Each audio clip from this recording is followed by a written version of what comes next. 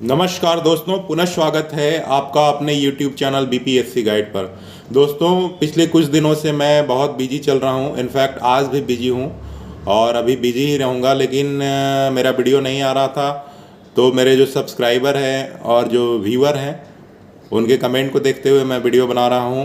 दोस्तों, जहां तक बीपीएससी ऑडिटर मेंस के रिज़ल्ट की बात है, तो अभी सूचना मिल रही है कि इस मंथ के लास्ट तक या मई फर्स्ट वीक में रिज़ल्ट आएगा। अब देखिए, मेरे पास जो सूचना मिलती है उसके अनुसार बताता हूँ। अब बीपीएससी के अंदर एकदम से घुस जाना, एकदम से बीपीएससी के अंदर से सूचना निकाल लेना और उनके मन में क्या चल रहा है ये सब करना बहुत मुश्किल है। बट जहाँ तक मुझे पता है, मैं सूचना लेने की कोशिश किया हूँ, तो इस मंथ के लास्ट तक या मई फर्स्ट वीक तक आपका रिज़ल्ट आ रहा है। दोस्तों, रिज़ल्ट जब भी आए आप अपने इंटरव्यू की तैयारी पूरे मन से कीजिए, कम्युनिकेशन स्किल पे ध्यान दीजिए और इंटरव्यू की तैयारी कीजिए। आज का जो टॉपिक है अनएम्प्लॉयमेंट, बेरोज़गारी। आप क्योंकि बेरोज़गारी एक बड़ा मुद्दा है भारत जैसे देश में, खासकर बिहार जैसे राज्य में तो बेरोज़गारी एक बहुत बड़ा मुद्दा है। यहाँ से लाखों मज़दूर हर एक साल दूसरे राज्यों में रोज़गार की तलाश के लिए पलायन करते हैं। तो पूछा जा सकता है कि बिहार में बेरोज़गारी को दूर करने के लिए क्या उपाय सरकार के द्वारा किए जा सकते हैं, या सरकार को आप क्या उपाय सुझाएंगे कि यहाँ के मज़दूरों को दूसरे जगह रोज़गार की तलाश के लिए ना जाना पड़े, या यहाँ के लोगों को जो प्राइवेट नौकरी के लिए दूसरे राज्यों दिल्ली, कर्नाटका, हरियाणा, गुजरात वगैरह राज्यों में पलायन करते हैं, वो ना जाएं, अपने ही राज्य में उनको रोज़गार मिल पाए। तो सरकार बहुत सारा काम कर रही है। उससे पहले आपको बेरोज़गारी क्या होता है उसका कॉन्सेप्ट जानना पड़ेगा। बेरोज़गारी क्या होता है, बेरोज़गारी दर क्या होता है, अनएम्प्लॉयमेंट रेट क्या होता है, उसके बाद बेरोज़गारी कितने प्रकार का होता है, इंडिया जैसे देश में बेरोज़गारी का क्या स्ट्रक्चर है, तो ये सब आपको जानना होगा। मैं ब्रीफ में बता देता हूँ। सबसे पहले बेरोज़गारी क्या होता है, तो अगर कोई भी व्यक्ति सक्रियता से, किसी भी व्यक्ति द्वारा सक्रियता से रोज़गार की तलाश किए जाने के बावजूद उसे काम नहीं मिल पाता, तो यह अवस्था बेरोज़गारी कहलाती है। अगर आप सोए रहेंगे और बेरोज़गारी दर में अपने आप को काउंट करेंगे तो ये बेरोज़गारी नहीं कहलाएगा। अगर सक्रियता से, अगर कोई भी व्यक्ति रोज़गार की तलाश कर रहा है सक्रियता से, उसके बावजूद भी उसे रोज़गार नहीं मिल पाता, तो उसे बेरोज़गारी कहते हैं।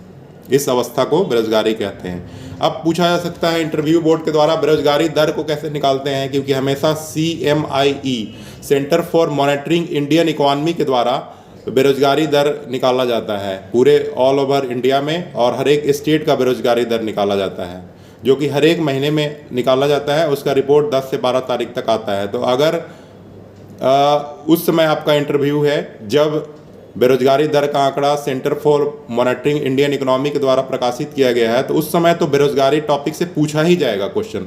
इसी को ध्यान में रखते हुए मैं वीडियो बना रहा हूं। तो बेरोज़गारी मैंने बता दिया, बेरोज़गारी की परिभाषा। बेरोज़गारी दर क्या होता है ये जान लीजिए। कुल बेरोज़गार बटा कुल श्रम बल गुने 100। बेरोज़गारी दर निकालने के लिए कुल बेरोज़गार की संख्या बटा कुल श्रम बल, मतलब टोटल अनएम्प्लॉयड पर्सन बटा total work force into 100।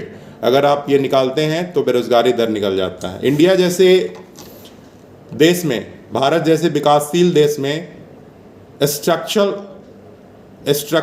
Unemployment है, यानी संरचनात्मक बेरोज़गारी है। संरचनात्मक बेरोज़गारी है, उसको दो पार्ट में डिवाइड करते हैं, एक अर्बन अनएम्प्लॉयमेंट, एक रूरल अनएम्प्लॉयमेंट। तो अर्बन अनएम्प्लॉयमेंट में आप जानते हैं कि इंडस्ट्रियल अनएम्प्लॉयमेंट है, एजुकेशनल एम्प्लॉयमेंट है, जिसको शिक्षित बेरोज़गारी कहते हैं। रूरल अनएम्प्लॉयमेंट में जैसे कृषि क्षेत्र में होता है सीजनल अनएम्प्लॉयमेंट या डिस्गाइज्ड अनएम्प्लॉयमेंट, प्रच्छन्न बेरोज़गारी। आप ये सब पढ़े होंगे, एक बार फिर से देख लीजिएगा। तो बेरोज़गारी के कई प्रकार हो गए। अगर ग्रामीण और शहरी क्षेत्र को मिला दिया जाए तो औद्योगिक बेरोज़गारी, शिक्षित बेरोज़गारी, मौसमी बेरोज़गारी, प्रच्छन्न बेरोज़गारी, ये सब बेरोज़गारी का स्वरूप है, बेरोज़गारी के प्रकार हैं।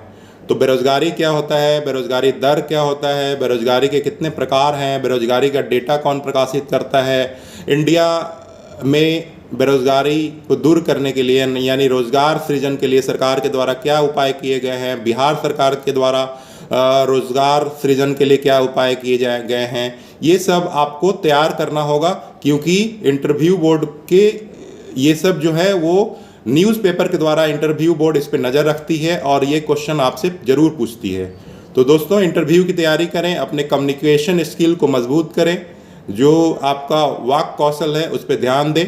और अभी से ही अगर आप किसी से बात करते हैं तो ये सोचें कि हमारा इंटरव्यू हो रहा है और उसी तरह हम बात करेंगे। पर्सनालिटी इंटरव्यू की तैयारी 10 दिन 15 दिन में नहीं होती है। अभी से बचपन से लेके यानी स्कूल से, जब से आप स्कूल की शुरुआत किए हैं उस दरम्यान आप टीचर से कैसे बात करते हैं, अपने माता पिता से कैसे बात करते हैं, आप अनजान आदमी से मिलते हैं या कोई जो अननोन पर्सन से मिलते हैं उससे आप कैसे बात करते हैं, इस तरह से आपका एक जो प्रोसेस है, आपका पर्सनालिटी डेवलपमेंट का एक प्रोसेस होता है, एक दिन में नहीं होता है। तो अभी से आप जब कहीं किसी से बात करें तो ये सोच के बात करें कि हम इंटरव्यू दे रहे हैं और बहुत सहजता से और बहुत टू द पॉइंट बात करें, तो आपकी तैयारी बिल्कुल इंटरव्यू की होती रहेगी।